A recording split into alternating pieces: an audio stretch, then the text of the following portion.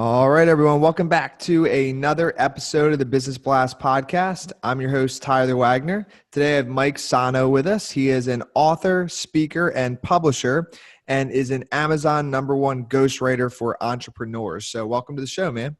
Thank you. Great to be here. Of course. Great to have you on. So we like to go in deep on the first one on this show so we can get to know you. So the first one is, what is the best story from your life that has an underlying valuable message? Well, you know that whole thing of first you get the whisper, then the tap on the shoulder, and then the 2x4 upside the head.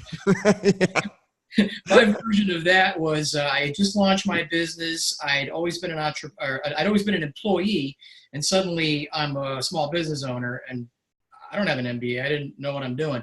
So I found this conference out in California that was for people to help people learn about LinkedIn and get really into that.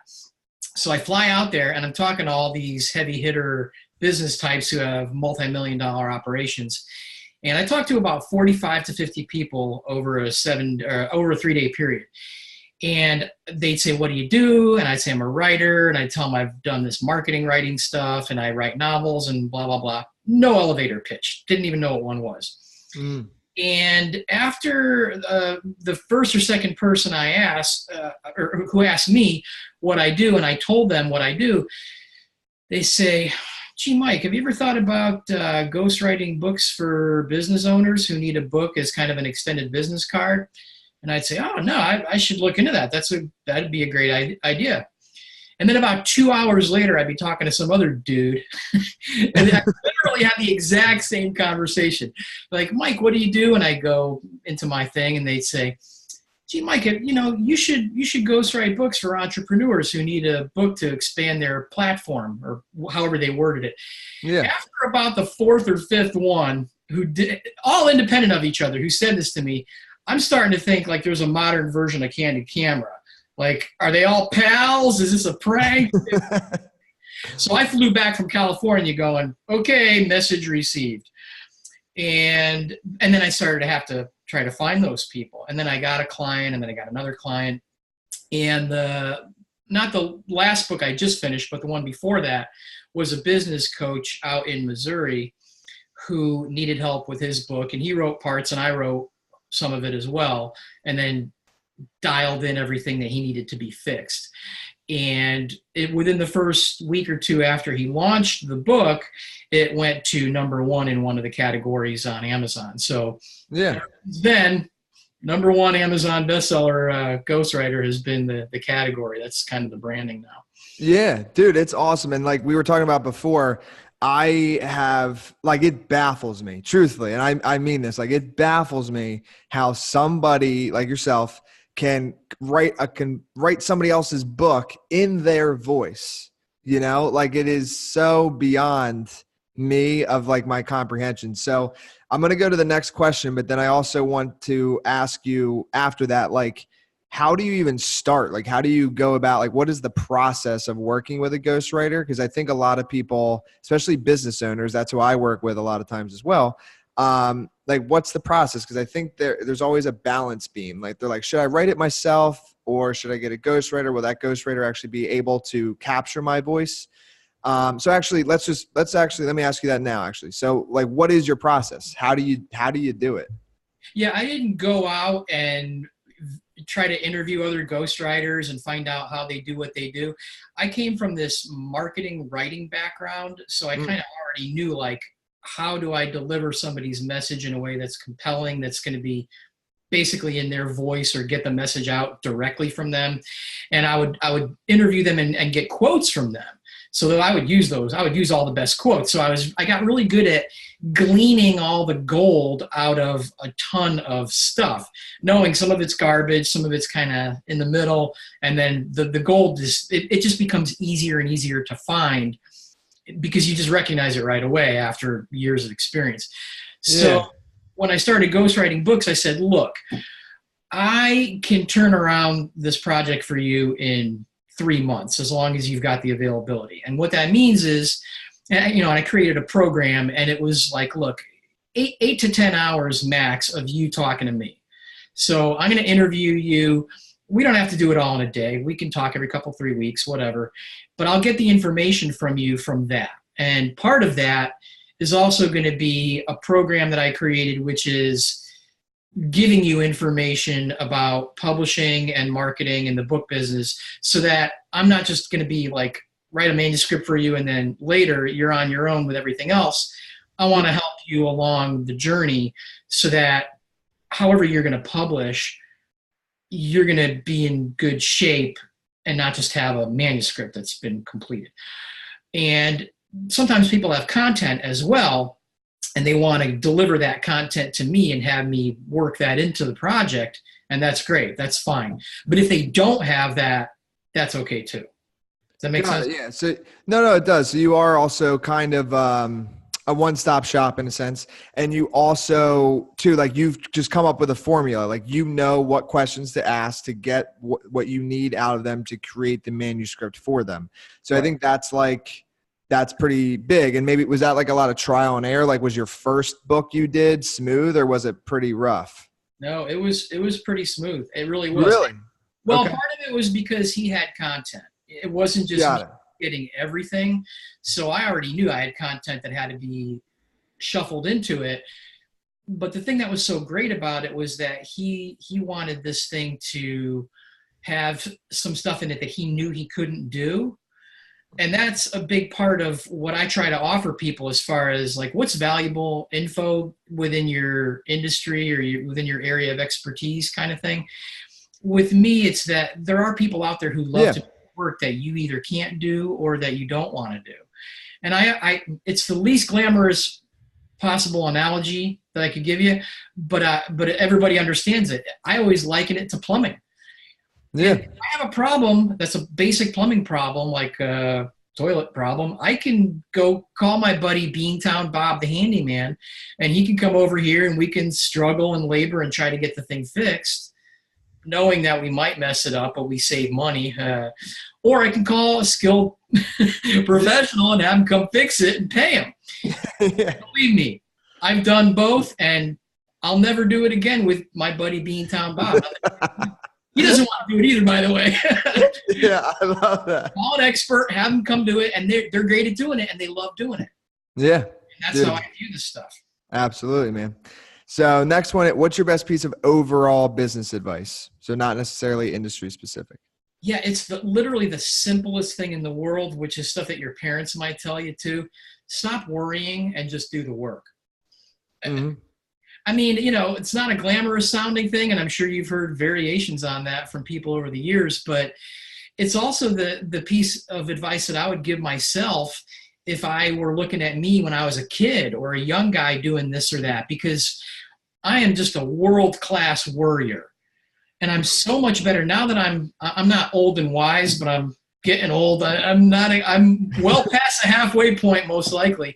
I don't worry about stuff the way I used to. My first instinct is to do that. And then right away I go, how important is it? Where's the benefit in worrying? And there's literally none. It's never going to solve a problem. It's never going to help you. So maybe you have to compartmentalize that, put that aside, but try not to do it. At least try not to worry. Just try to do the work. And then, maybe you have to hire skilled professionals to do things. Maybe you have to spend some time doing all the things that leaders know to do. Spend some time meditating, spend some time exercising. But number one, try not to worry about stuff, because that's never going to help. Yeah. Dude, I couldn't agree more. And I think the biggest thing for me is just doing, you know what I mean? Like, all this stuff up in your head, I mean, it's good to strategize. All that stuff's good. But at the end of the day, what's worked best for me is just trial and error. Like, I fail so many times, but then that's what's led me to a few successes that allows me to live the life I want. So it's like 3 wins out of like 1,000 errors. And it's, you know what I mean? And so, but that's just the way it works.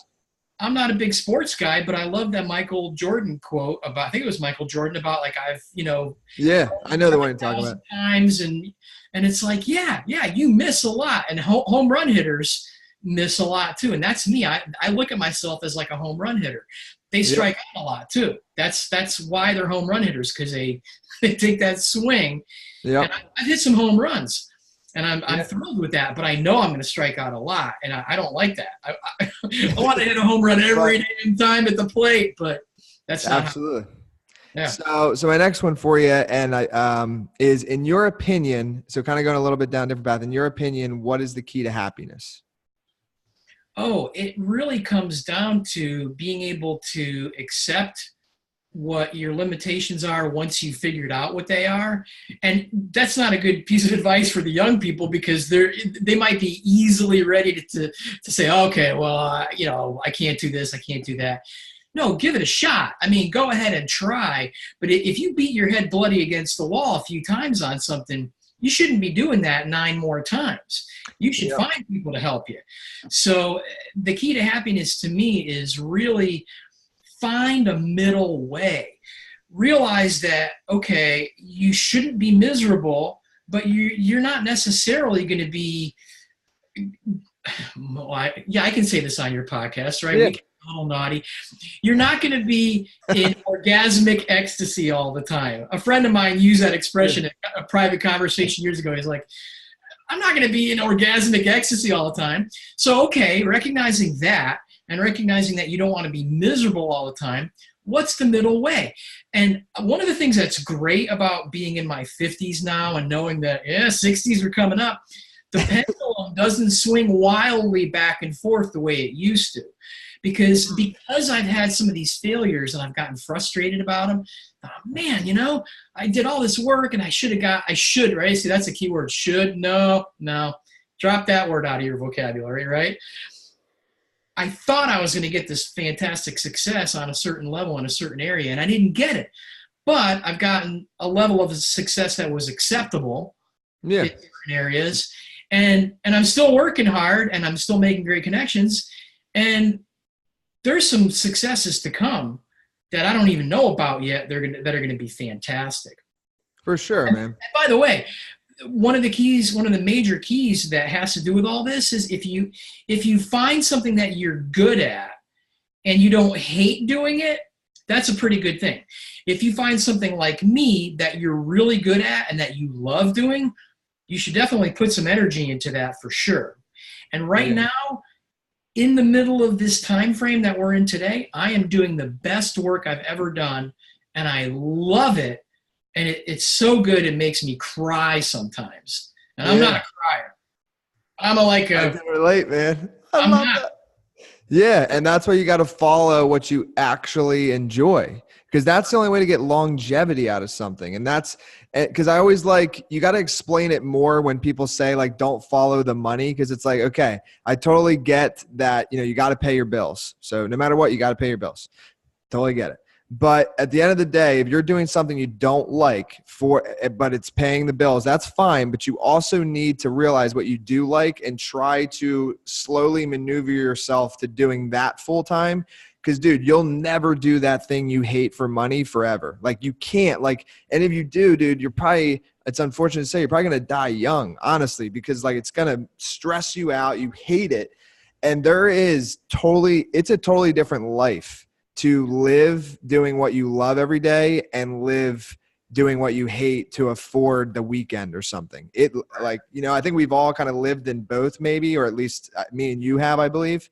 So it's night and day, man. The other one to me ain't even worth living that way. It's bad. Yeah. So I don't know. I get you got to pay the bills. My only point is just you can slowly, with those extra hours after the 9 to 5, you can start to, you could ghostwrite for 4 hours a day, have a couple clients. And then once you replace the income, fully move yourself over. Right. And it takes time.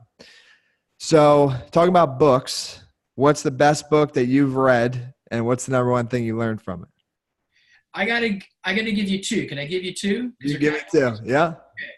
Okay. Because I'm a novelist. So I've got a fiction category, and I go back and forth because I've read a zillion books. Sophie's Choice. Okay, never heard of it. Tell me more. Made a brilliant movie out of it, starring Meryl Streep and Kevin Kline and all these great people. I saw the movie. I loved it. Then I heard people didn't like the movie because the book was so good. I thought, okay. Great movie. Really? So then I read the book, and I was already a literature guy. And that book, it's one of those books, it'll make you laugh, it'll make you cry. It's an epic, humongous novel, and it's incredible. I couldn't even, we could spend a whole podcast with me trying to tell you what I learned from it. I'm not even sure I know, but it's great That was stuff. good. If you're a writer, you better read those guys, that guy's books. Yeah, for sure. If you're a novelist. Got it. Business book, which is probably what most people would say on these types of podcasts, The Energy Bus by John Gordon. It's a business fable, and I was not familiar with that format, and I loved it. It's great. It's a very positive message. It's a classic. It's an older book, like 70s or 60s, and it helped me learn how to write a business fable. So, I hadn't written that, and so it helped with that kind of project. And yeah, it's good stuff. It's an Got it. Nice. All right. I like it. Yeah, I'll have to check out both of those. I haven't heard of either of them, so that's cool. That's not normally does that happen. Normally when somebody tells me the book, I've heard of it. I'm an avid reader. Haven't heard of either of those. All right. Well, the Energy Bus you can blast right through, but Sophie's Choice, that's a commitment. That's a monster. It's a door. Like a Harry Potter. Gotcha. So next one, what is your favorite quote and why? Oh, I was going to look this up because it comes from World War I or something. And it's an interesting history if you look it up, but it's bash on regardless. Which goes back to what we were talking about before. Keep hammering away what you're doing regardless of the circumstances. But I think it actually comes from a war situation. Got it. It's very British. Bash on regardless. I love that. Great. Yeah. Dude, I love it. This is the podcast from full circle right there. That was perfect. Yeah. So yeah, thank you so much for coming on. Last one, I'm sure, because I think I mentioned this to you before. A lot of my listeners are actually authors or aspiring authors. So where can they find you online if they're interested in ghostwriting or if they just want to connect with you? If you Google my last name, Sahno, Sano. Yep. Most of the front page of Google results will come up with all my stuff. Amazon page, website, all that. So however people want to connect. Some people want to text me. Some people are shy. They want to connect through social media. So whatever works, they can find me that way. Okay. Perfect, man. Thank you again. Really appreciate it. My pleasure. This is great. Thanks for having me.